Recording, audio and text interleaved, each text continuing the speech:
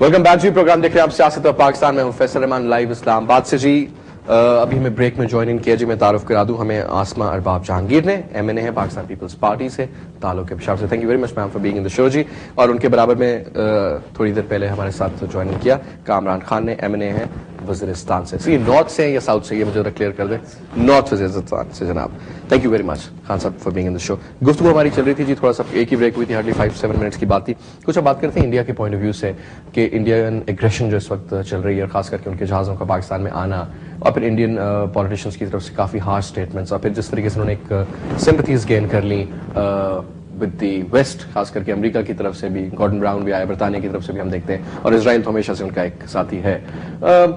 इस वक्त जो एक सिचुएशन चल रही है, और खास करके हम जो आज मेरा असल में सब्जेक्ट था, सबसे तो मैं गप लगा रहा था पहले थोड़ी इंडिया के हवाले से, कंक्लूड करूंगा। We will talk about basically the Indian involvement in the tribal areas।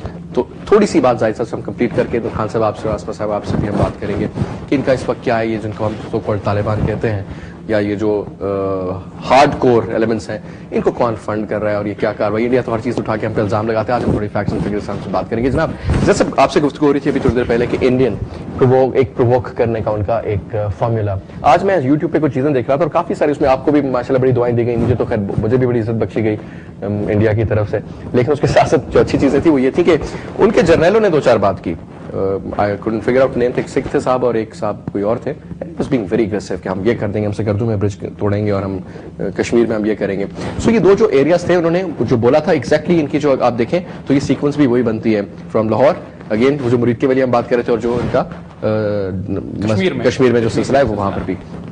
Now the point is, then he said कि उसके बाद हम अटर्ली से बम्बार्ड करेंगे और सो कॉल्ड ये एरियाज, और उन्होंने अपने हिसाब से जो भी मस्जिद है उसको भी बना देते हैं कि जनाब ये भी शायद कोई टेररिस्ट का वो है।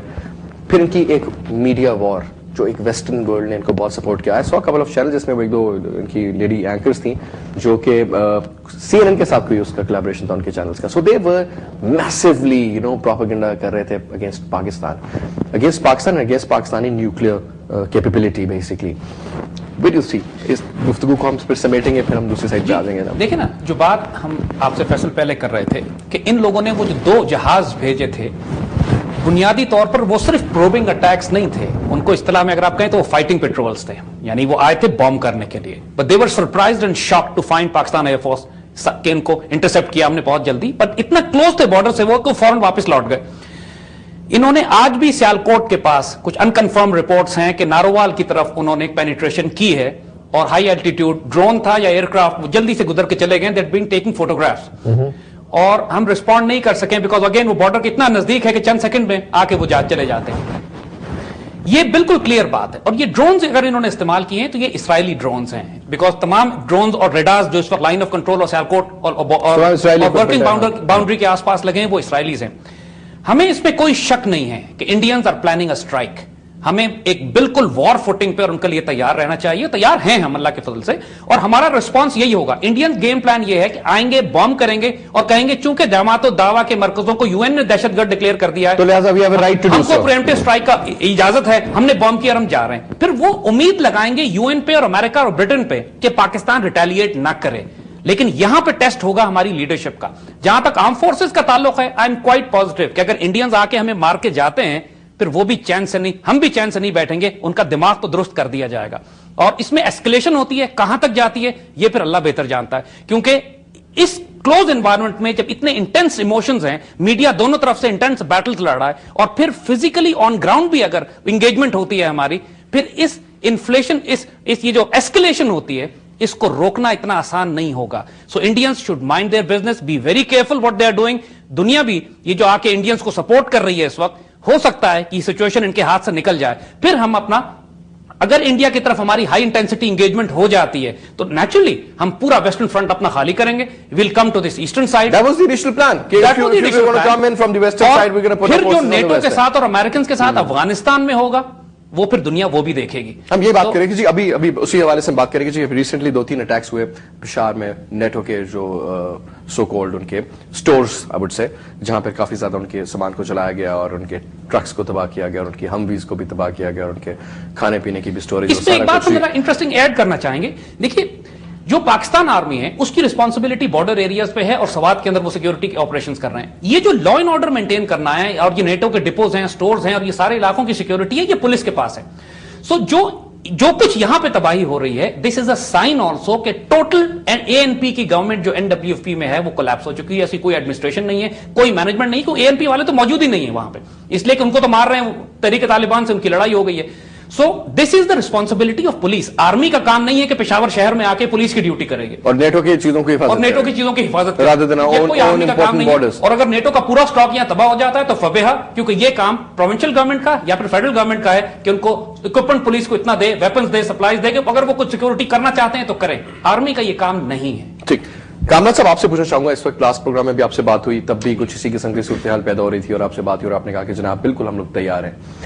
ایک جنرل تاثر جو کہ بھارت کے ذہن میں وہ یہ ہے کہ جناب جس طرح کے پاکستان تو بالکل ڈس انٹیگریٹ ہو چکا ہے اور جناب ہر چیز الگ الگ نظر آ رہی ہے اور یہ جو ٹرائبل ایریاز ہیں ہمارے کنٹرول سے باہر نکل چکے ہیں اور سو کال وہ 2-4 لوگوں کے انٹرویوز بھی کر کے اپنی یوٹیوب پہ بھی ڈال دیتے ہیں اور آگے پیچھے ٹیلی ویژن پہ بھی دکھاتے ہیں کہ جناب as if these tribal areas are not with Pakistan anymore. آپ تو ایم این اے بھائی, وہاں سے آپ کا تعلق ہے وزیرستان سے, جن کو سب سے زیادہ, جہاں پہ لوگ کہتے ہیں سب سے زیادہ گرم سلسلہ چل رہا ہے.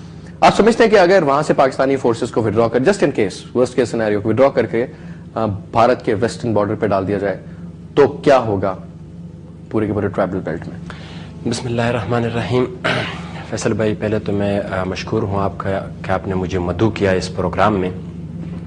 دیکھیں جی, بھارت کو اس خوش فہمی میں نہیں رہنا چاہیے کہ ٹرائبل ایریا جو ہے وہاں پہ آج کل حالات خراب ہے یا جو کچھ ہو رہا ہے یہ ایک انٹرنل مسئلہ ہے.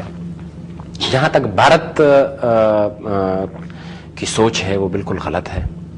اگر بھارت پاکستان کے خلاف جارحیت کرتا ہے تو فاٹا کے لوگ, فاٹا کے عوام, قبائلی عوام وہ جو ہیں وہ پاکستانی فوج کے شانہ بشانہ لڑیں گے. یہ تو بالکل کلیئر ہونا چاہیے, اس میں بالکل دوسری بات نہیں ہے. جہاں تک بات ہے فوج ہٹانے کی تو بالکل قبائلی عوام نے یہ کہا ہے کہ آپ جو ہیں بالکل پہلے بھی ہم نے اس سرحد کی حفاظت کی ہے اور کسی بیرونی قوت کو یہ جرأت نہیں ہوئی ہے کہ وہ قبائلی علاقوں کے ساتھ جو سرحد ہے پاکستان کی اس کو کوئی کراس کرے. آپ لڑے جو ہے انڈیا کے خلاف اور ہم اس سرحد کی بھی حفاظت کریں گے اور ادھر بھی جو ہے یہاں جو ہماری بارڈر ہے انڈیا کے ساتھ وہاں پر بھی ہم لڑنے کے لیے تیار ہیں.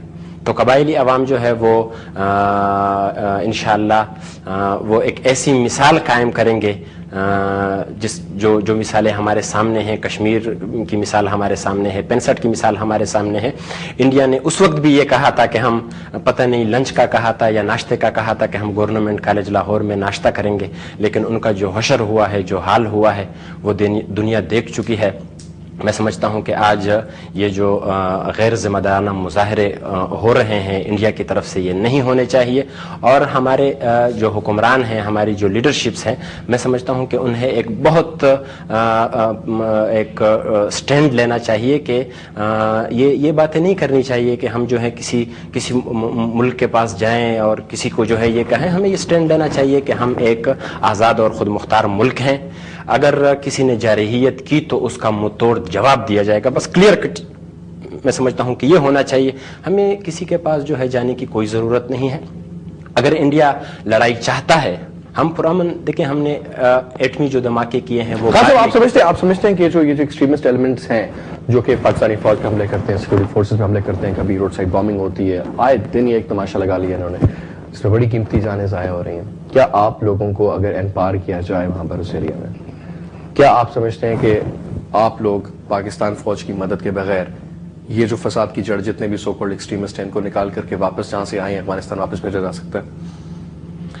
دیکھیں جی, اصل میں مسئلہ یہ ہے کہ یہ آپ سمجھتے ہیں کیونکہ ان کو انڈیا سپورٹ کر رہا ہے, ان کو موساد سپورٹ کر رہی ہے, ان کو بہت ساری اور ایجنسیز سپورٹ کر رہی ہیں, اتنا اسلحہ دیا جا رہا ہے, اتنا پیسہ دیا جا رہا ہے, 25,000 ہزار روپے کے ایک بندے کو تنخواہ لگایا ہوا ہے. اصل مسئلہ یہ ہے کہ یہاں پہ جو ہے جو مسئلہ بنا ہوا ہے, دیکھیں ابھی پشاور میں حملہ ہوا ہے, مساجد کے اندر جو ہے حملے ہوئے ہیں, اس میں بالکل ابھی منڈی میں جو دھماکہ ہوا ہے اس میں جو ہے فنڈنگ کر رہی ہے, موساد جو ہے وہ فنڈنگ کر رہی ہے.